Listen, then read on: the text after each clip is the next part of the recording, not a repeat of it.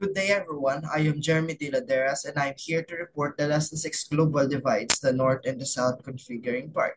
The Configuring section presents a striking image of Myanmar's Rohingya ethnic minority reaching for food distributed by volunteers in Bangladesh. This visual highlights the humanitarian crisis faced by the Rohingya people who have been displaced due to violence and persecution in Myanmar. Their struggle reflects broader issues of inequality and displacement, which are often experienced by the marginalized communities in the global south. The inclusion of this image emphasizes the urgent need for international intervention and humanitarian aid to address the crisis. Accompanying the image is an article excerpt stating that the UN's human rights chief has described the situation in Myanmar as a textbook example of ethnic cleansing. This statement underscores the severity of the human rights violation committed against the Rohingya people. By including this excerpt, the section links the crisis to global discussion in ethnic violence, political oppressions, and the role of international organizations in addressing such atrocities. This reinforces the lessons theme of global divides and the unequal distribution of power and resources between the North and the South.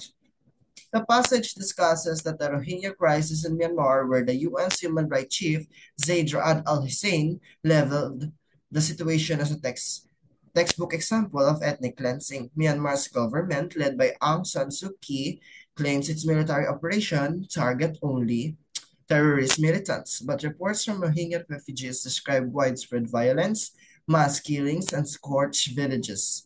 By Tuesday, approximately 370,000 Rohingya had fled to Bangladesh, highlighting the scale of the crisis.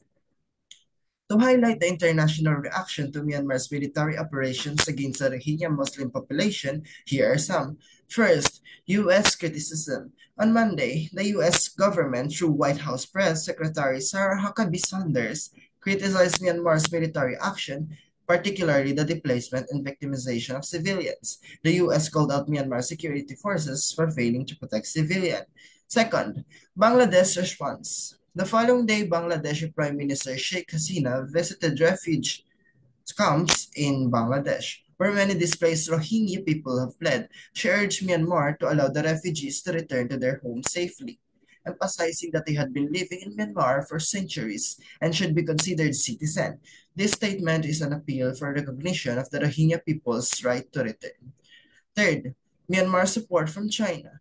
Myanmar, however, found support from China. China backed Myanmar's effort towards stability, aligning with Myanmar's narrative that the military actions were aimed at restoring order, despite the widespread allegation of violence and human rights abuses.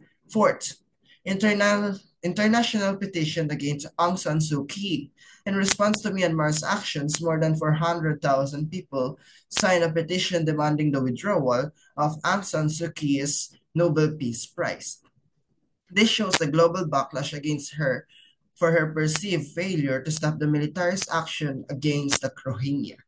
The columnist had even predicted this controversy back in 2014, foreshadowing the growing international criticism of Myanmar's leadership. And lastly, but not the least, in essence, the situation reflects a complex geopolitical issue where Myanmar is facing significant international pressure and criticism from the US and Bangladesh, while also receiving support from China. Meanwhile, the plight of the Rohingya people continues to dominate global discussions on human rights, with the international community divided on how to address the crisis.